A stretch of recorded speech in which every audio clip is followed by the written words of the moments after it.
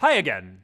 In the last few videos, you learned how to identify project tasks and milestones by analyzing project documents, conducting online research, and having conversations with teammates, stakeholders, and subject matter experts. In this video, I'll review some strategies for getting accurate time estimates for your tasks and milestones. Then, in the upcoming activities, you'll analyze supporting materials and apply strategic thinking to get estimates for the Sauce and Spoon tablet project. Let's get started. Time estimation is a prediction of the total amount of time required to complete a task. Providing time estimates for each task gives you a better sense of the overall project timeline in relation to individual deadlines and milestones. Knowing the estimated duration of a task also lets you easily track its progress, so you can recognize if the task is likely to go over the estimated time.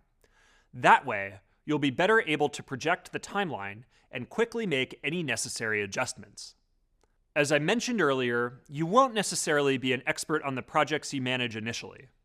On top of reviewing project documentation and doing some research, you'll also need the help of your team and other subject matter experts to fill in some of the details and provide input. Asking the right questions can help your experts get to the most accurate time estimates possible. Let's go over some strategies for getting accurate time estimates from your task experts. First, check their understanding of the task. Ask the expert to explain all the detailed steps involved in the task. You won't include every detail in the project plan, but by having the expert do this, you're getting them to thoroughly think through the work involved before providing you with an estimate. Next, ask for estimates of the sub-steps and make note of them. Then, add them all up and compare that total with the expert's estimate of the total time needed to complete the task. Another strategy is to discuss the assumptions the expert might be making when they give you an estimate. For example, what equipment do they assume they'll have? What kind of supplies? How many people do they assume are working on the task? What are their assumptions about the skill and experience level of the people working alongside them on the task? Then, ask the task expert to consider how likely it might be that all or some of these assumptions might not work out, and how that might impact their estimate. One important detail to clarify here is the difference between an effort estimate and a total duration estimate. An effort estimate only takes into account the actual time it takes to complete a task.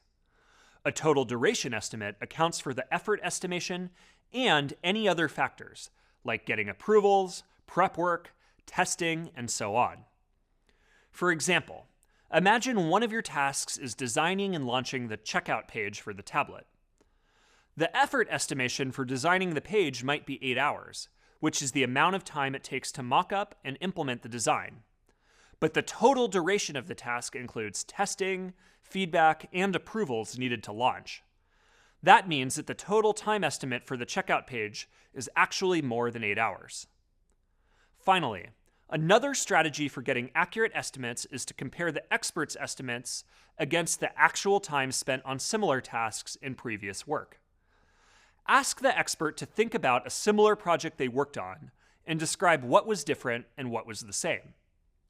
Ask how long that project took and whether thinking about that project changes their estimate at all.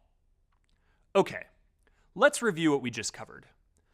Time estimation is a prediction of the total amount of time required to complete a task. Providing estimates for each task gives you a big picture sense of the project timeline in relation to individual deadlines and milestones. And asking the right questions can help your experts get to the most accurate estimate possible. Try checking their understanding of the task, or ask for estimates of the sub-steps. Discuss assumptions and compare the expert's estimates against the actual time spent on similar tasks in previous work. In the next video, I'll share another strategy for getting accurate time estimates called the 3-point method. Then, in an upcoming activity, you'll add time estimates to the Sauce and Spoon project plan. Meet you there.